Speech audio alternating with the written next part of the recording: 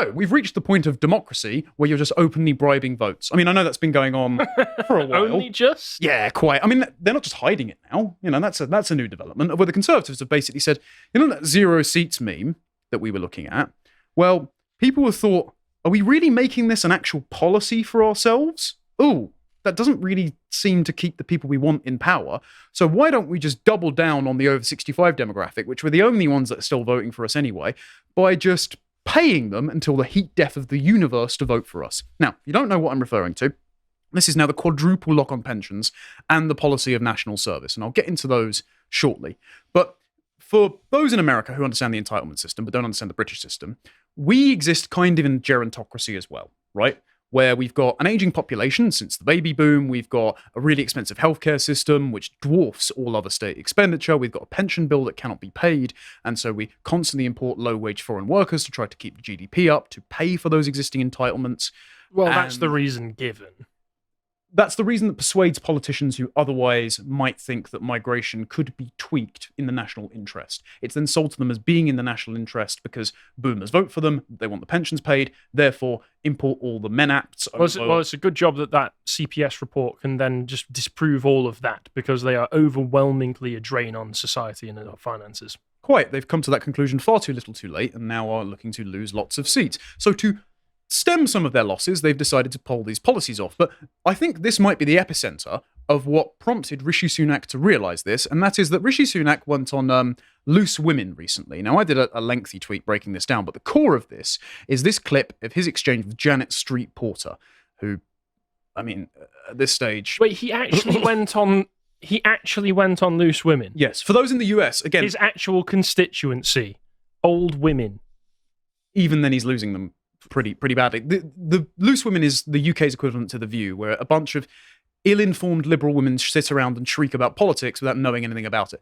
And so he was genuinely asked by Janet Street Porter in this clip, just why do you hate pensioners, in an absolutely throbbing brain take of depth and nuance here. I want to ask you a very simple question. I think you're a decent man. I do think you work really hard. Hats off to you for that. I think your heart's in the right place. But why do you hate pensioners? Why do you hate pensioners? That is the only conclusion that I can come to as a result of the spring budget. So you lowered national insurance by 4p. Big deal. Pensioners don't pay NI. Then you froze the tax threshold. So, yes, you gave us more pensions. Yes, you increased the pension. But that leaves a gap of only £1,000 before, or if you get the basic average pension, to the threshold of paying tax. Now, so many pensioners are living in poverty. I think about 2 million. I think the most poverty-stricken pensioners are living in private rental accommodation. 1 in 3 in private rental accommodation are below the poverty line. So there's an argument that the pensioners have come out worse under the Tories, or worse under your supervision. And I would say as a pensioner that what I see is a lot of pensioners who'd like to take extra jobs to make ends meet, to buy little treats, to go out once a month, to put some petrol in the car. But if they earn any money, more than £1,000 a year, they're going to be paying tax. Now, so I just thought I'd pause that there. Sorry for the excruciating waffle of entitlement. And I do want to say, hashtag not all boomers. Both my sets of grandparents are still alive. They've worked until their retirement. They've saved responsibly, etc.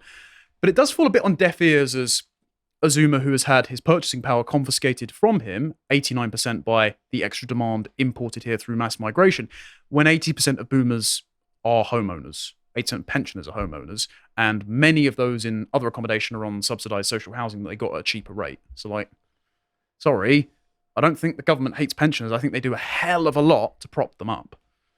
Kind of annoying. In all sorts of ways, our modern world in the West, our economy, has been completely designed around making sure pensioners have loads of money. There's a pardon me. There's a great set of documentaries showing that throughout the 70s and 1980s, loads of industry in the West, in America and Britain, was destroyed or dismantled or privatised in all sorts of ways. And the biggest gainer out of all of that, in a couple of different senses, were these giant pension funds. They didn't care if whole industries were annihilated as long as their fund pension fund, just like any other financial fund, all they care about is making sure that it keeps going up. And so the industry, the manufacturing industry of Britain and America can die as long as their pension fund keeps going up. This is what BlackRock, many state pension funds as well, particularly the one in California, for example. This is where the ESG behemoth grew out of. So a lot of this is at fault. Could you give the name of those documentaries? They sound very interesting. Yeah, what was it called? Masters of... I can't remember. I'll find out, but I will put it in the link underneath this and I'll tell you later. I can't remember. It's called Masters of Finance or something like that, but that's not right. Anyway. Thank you. So I think the Conservative policy announcement that they teased out here through an article in The Sun was actually birthed from that Loose Women interview, because they then announced the triple lock plus, or the quadruple lock. And this means that now pensioners are not subject to the income tax threshold of about 12 grand if they start earning money above the state pension. So for those who don't understand, there's a very brief BBC article, and I hate to cite the BBC, but they give a good summary. I just want to say, you can always tell that it's election season when all of a sudden the Conservatives' messaging begins to look like this. So I did get a leaflet through my door the other day, and I am in a very English area of London, it's Bexley and Bromley, and the leaflet photos were not very diverse. I think Rishi Sunak was the most diverse man on there. So interesting. Yep, just, we're told diversity built Britain, but clearly doesn't win you elections, apparently. So this spending commitment over 5 years is going to be 2.4 billion. Where they're plucking that off, no idea, but there you go. I suppose, Liz Truss doing a minor tax cut crash the entire economy, but pledging to pay 2.4 billion over 5 years, more on pensions. Tickety-boo. All right, so for those who don't understand triple lock, because you might live in the US, for example, the triple lock means that your pension it rises with the average wage with inflation, or by 2.5%. So it's meant to keep it so that inflation does not undercut the amount of money that the pensioners take out of their pensions. But that means that if inflation has risen, the pensioners, the bill for pensions grows, but the tax base shrinks because people are making less money, they're able to purchase less, there's less money circulating, and things will cost more because the pensioners will be able to buy it at that rate, but your average working person won't, because they won't get a pay rise in line with inflation. The kind of inflation caused by Rishi Sunak to print for furlough when they locked us all down for multiple years. So again, screwing the working and aspirational young for buying boomer votes, and the boomers themselves are hemorrhaging away from the Tories, as we'll see in a moment. So the BBC do a brief economic breakdown. This year, the link to earnings under the triple lock, that's 2024, meant an increase of 8.5 from the 8th of April, making it worth £221.20 a week for the full state pension, or £169.50 for the full old basic pension, those who reached pension age before April 2016. That's a 10% rise in 2022. So within about 2 years, they've had nearly a 20% rise. Most people haven't got that for their pay rise. So again, more is being done for pensioners than people who don't have their own homes and already in the like. And I know the argument's going to be, well, I paid in. Well, you paid in at a lower rate than you're currently taking out. So it's an inverse demographic and economic pyramid, and it's just not sustainable, I'm afraid. So this has led Telegraph columnist Sam Ashworth-Haynes to a massive tweet, and it did very well. But he's essentially summarizing it as the boomers hold a stranglehold over all of politics, and this is just naked bribery by the Conservative Party. After all the sacrifices of lockdown, the Conservative Party believes the way to repay Britain's young people is to ramp up taxes, enlist them into mandatory service in care homes, and use their hard-earned income to fund a quadruple lock for pensioners. The one common thread through British policy for the last 14 years has been destroying the future of the young to pay for the consumption of the old. Investment projects have been scrapped, immigration has run at unprecedented levels to staff care homes and hospitals on the cheap. By the way, in 2022, of the 70,000 care worker visas issued, only 11,000 jobs were filled, so where did they all disappear to? Lord knows. House building has been slowed to a crawl, see immigration, and ensuring in the process that the property assets of retirees continue to appreciate in value. The idea that Britain owes anything to its young people is dead in the water. The Conservatives are more or less explicitly rebranding as the Pensioners' Party, but Labour won't be far behind, the party that was making the most of its commitment to the triple lock just yesterday. So there's no real end in sight for aspirational young people looking to get their foot on the housing ladder and start a family and actually continue the country. Well, yeah, there's no incentive for young people who have the opportunity to stay in this country. I know you mentioned earlier when we were talking that, was it Reform pledged to have 500,000 in? This will be in here in a moment. Well, I won't spoil it in that case. But of the 500,000 that go out each year, of the demographics of Brits, I would assume that they're younger.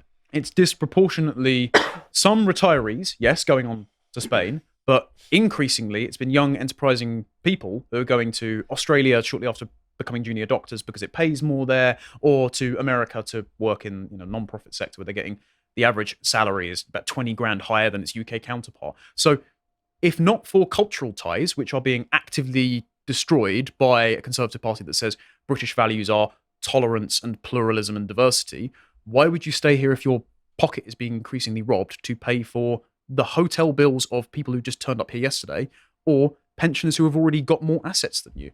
Yeah, and wages are so stagnant that you even see high power, high value jobs being paid peanuts in comparison to what they should be worth. Not that I'm a big fan of the finance sector or anything, but I've even seen some job listings pop up that have shown that if you want to be basically head of a finance firm or head of some big department in a finance firm, they're saying things like starting salary 40 to 50k. Well, it's because you now no longer have the requirement to advertise only in Britain. You can advertise to the entire world. So you're competing with a workforce pool that has diminished purchasing power compared to you.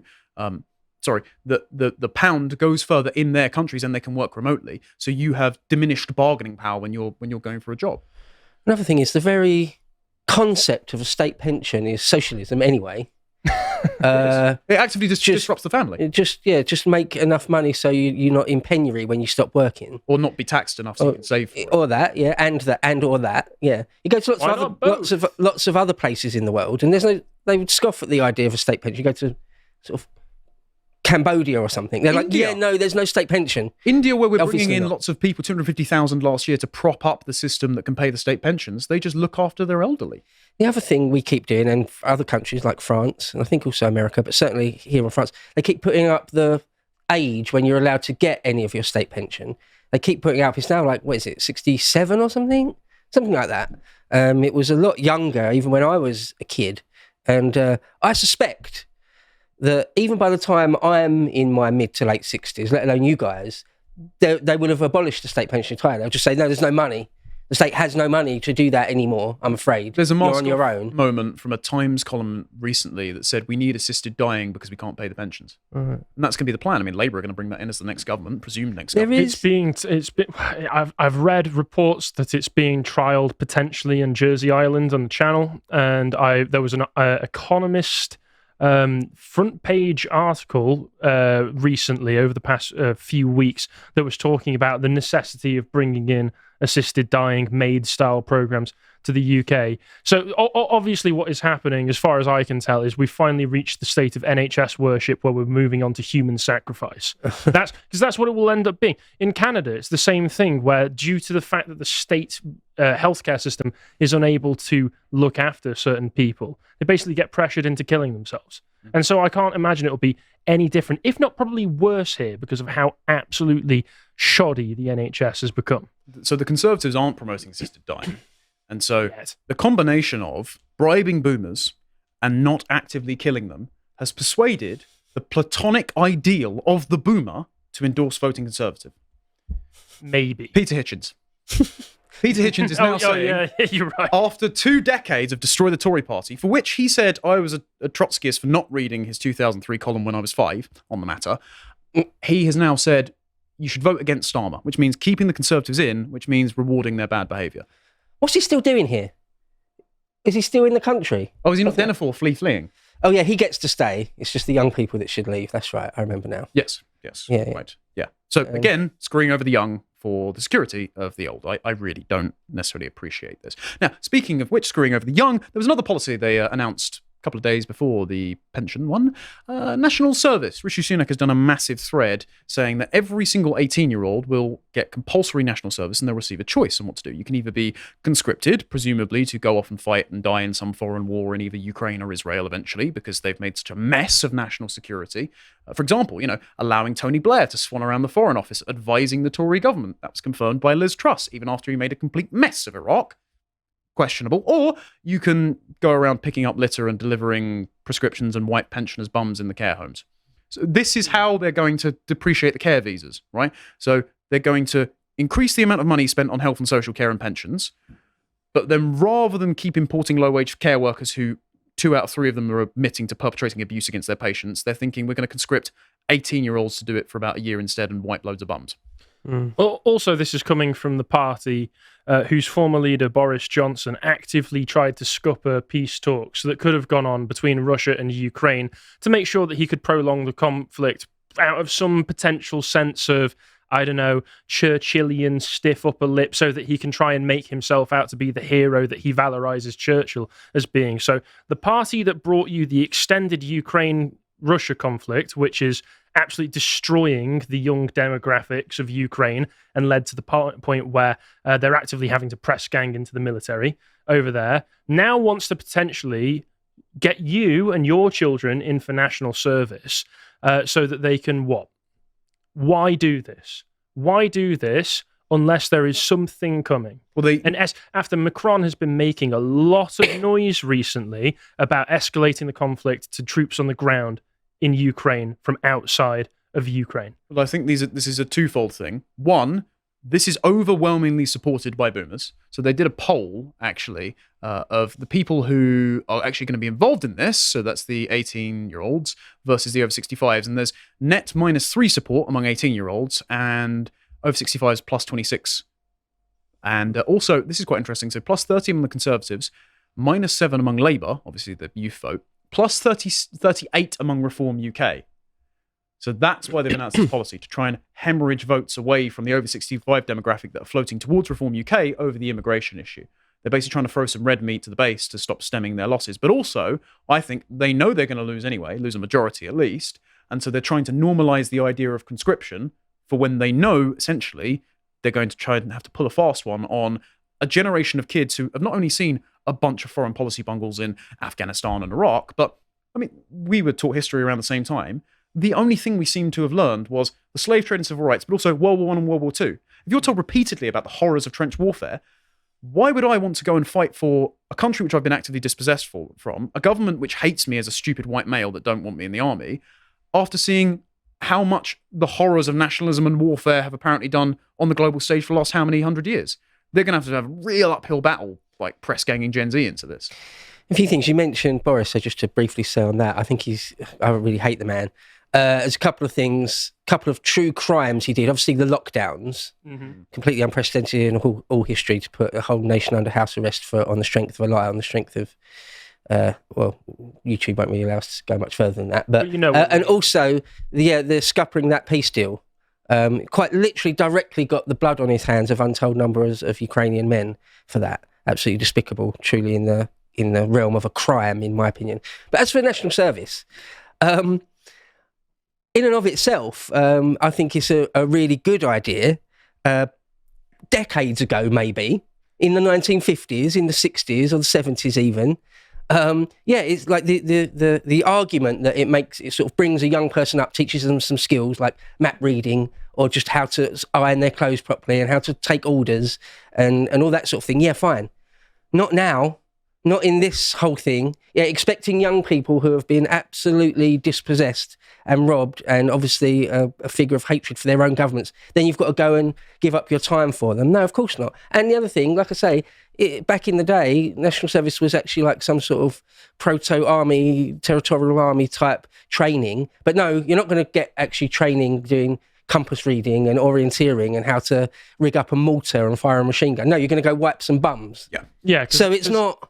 Because on his initial TikTok that he put out about it, because Rishi started a TikTok account specifically for it, which was bizarre, he made sure to specify, well, you can do, a year of military service or 1 weekend a month doing wiping people's bums. Indentured servitude for the boomer gerontocracy, which we've then stuffed into care homes where they're currently being abused. But you'll do it wearing camouflage trousers and a beret, so it's national service. But I would also suggest to the Tories that I don't know what a good idea it would be to force a load of angry, dispossessed, probably white boys to learn I don't know what a good idea that is. This is the thing. It's probably not going to be the Indigenous English. And this is the point, actually, that... hold on one second. Because the demographic skew of Gen Z is larger minority, particularly in the UK.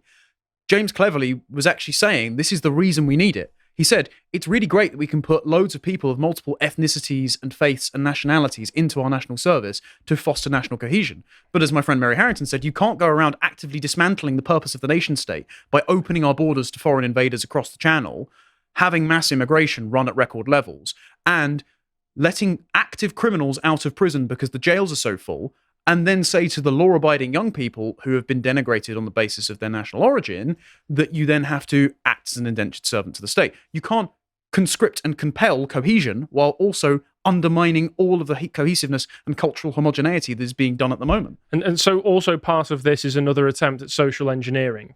Well, we found out that actually we've looked at the ONS data and the ONS ethnicity map, and we found out, despite our attempts to force you to get along with people who hate you, that you still live apart from one another. And so instead we will take another step to force you to coexist with people who despise you, have a much longer cultural and historical memory than you do, remember all of the conflicts that your people have been in, have been brought up from a very young age to internalize those conflicts and hate you. And we're going to put guns in their hands and guns in your hands in a very small, confined area and hope that nothing goes wrong and hope that you all get along together. Is that a good idea? Is that a good idea? I also pointed out this on Twitter when I put out the question, and I'm still curious. How would they practically enforce this? Because the threat has been that I've seen some reporting on was that they're floating the idea that if you refuse to do it, if you're a young person, you'll go to prison. So James Daly, a minister, was asked about this, and he said, we're not sure yet whether or not a young person or even the parents who shield the young people from it would go to prison. So they've even hashed out the idea. They just rushed it out. All right, so there's no guarantee that they can enforce it anyway. But if they did decide, okay, you don't want to do it, you go to prison. Right, okay, prisons are full. We're releasing people early. So prisons are full. I've seen the videos of the Metropolitan Police struggling, tiny 5-foot women against tiny 5'1" skinny black boys struggling to arrest them. So your police are completely incompetent. People don't want to do it and would rather go to prison than die for NATO anyway. And also, when it comes to the enormous fifth column that's been imported into the country, the government has shown time and time and time again that they are unwilling to enforce laws on them the same way they do to us. So they would just say no in unison, and the government would go, well, okay, we don't want to be racist. Yeah. Couple of things. One, it's never ever going to happen because the Tories are going to be out. It was only a dog whistle to try and get some reform voters back for a start. It's not. They've got no intention of doing it because they know they won't be in government in 6 weeks' time. And Labour said they just won't do it. So don't need to worry anyone out there who's actually young and think they might have to do national service. You won't. Don't worry about it. It's a complete joke.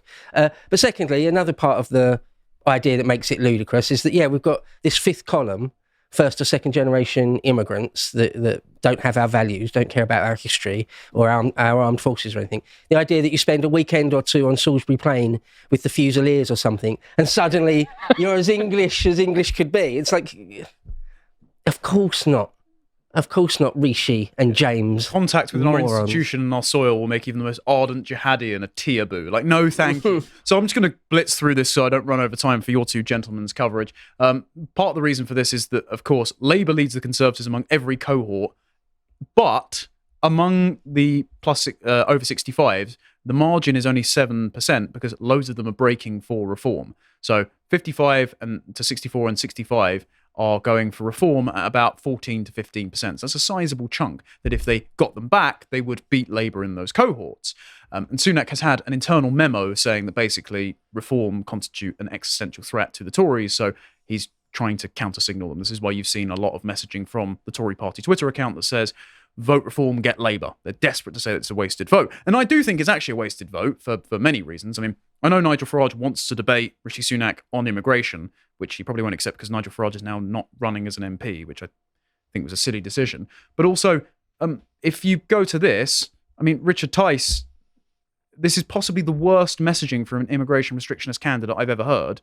So the idea that he's going to be an anti-immigration candidate is kind of absurd. I'll just quickly play this because I had to clip it for myself. We still have businesses who need these people. We still have public services who need these people because we haven't trained up so many people of our young. We're not going to instantly train up enough doctors or enough engineers or enough house builders, are we?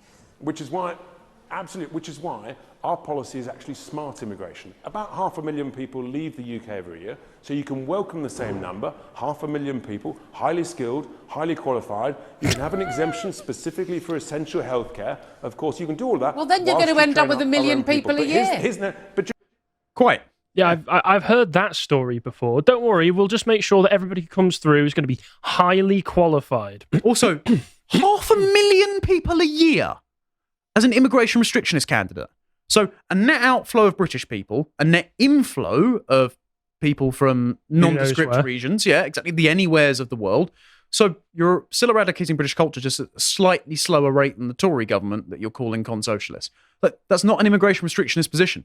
You need a cap so you have a net outflow of people that do not have the sentiments of the country and are just here for mercantile economic reasons. But nobody seems to be standing for that. And so this is why I've titled the segment Boomers v Migrants, because it seems that Richard Tice, even if he were to influence policy, is buttressing the Labour vote because Labour aren't bribing the pensioners.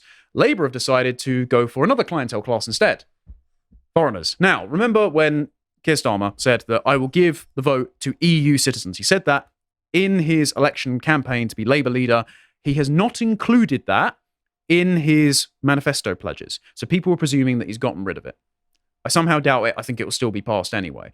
Instead, to tilt the electoral calculus in his favour, he's saying, no, we're going to let 16-year-olds vote in the first year of government.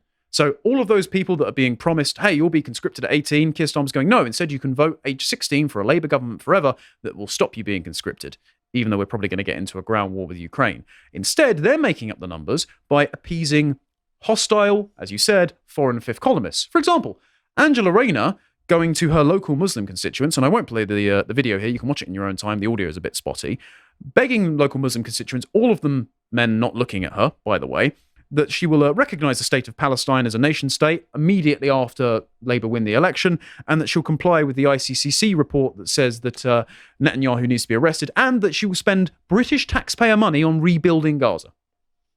Well, obviously, impossible, right? And I think this account that you've got here, it sums it up quite nicely. Literally begs for her political career. I think there was the recent announcement that there's been some murmurs about Muslims in the UK trying to form their own specifically ethnic, specifically ethno-religious Muslim party.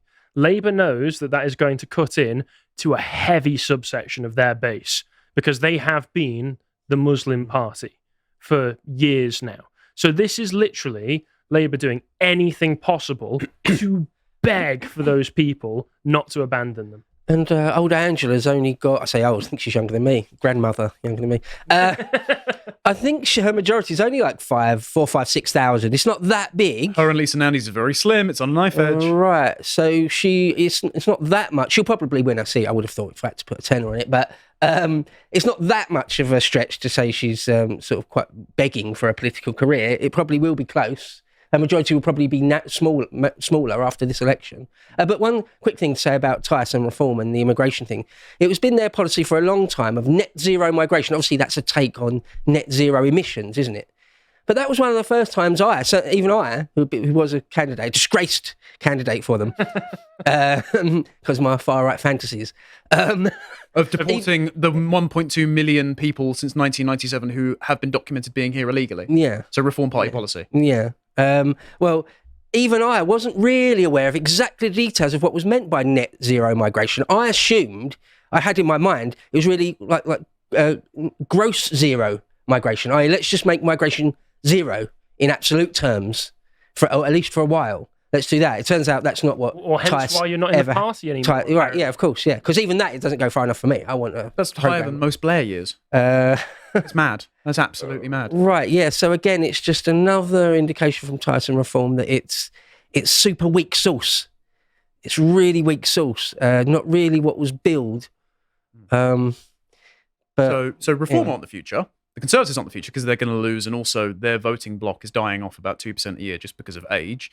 Angela Rayner doesn't seem to be the future because she's currently going cap in hand to a group of Muslims saying, please don't vote me out because I'm a woman and Gaza. So who is the future? You know how much you guys like women. Well, yeah, so there is a female politician that's the future of the Labour Party. It's Naz Shah delivering her election announcement in Urdu. Oh, yeah. Sitting MP shadow community secretary, if I remember correctly, appointed that. I can't remember if it was before or after, but she retained that position when she had retweeted an Owen Jones parody account that says that the girls of Romford and Rochdale should shut their mouths for the sake of diversity. She sued Leave.eu because Leave.eu says she was a grooming gangs apologist. So I'm of course not alleging that, but very strange to say that those girls should not have their voices heard, or at least agree with the account that said that. So she's delivering her election announcements in a foreign language. And if you want an image that sums up the future of UK politics, here's a perfect one. I mean, this was an independent Muslim candidate for the West Midlands mayoral election in May, Ahmed Yaqub. Giant billboard saying, "Lend Gaza your vote," to the backdrop of a completely desolated British building. Jacob is back, boys. Change is coming. So, if you want an image of the future of British politics, imagine a boomer's slipper or a freshly washed Afghan foot in Hyde Park Fountain stamping on the face of a young patriotic person forever. You're not going to be represented.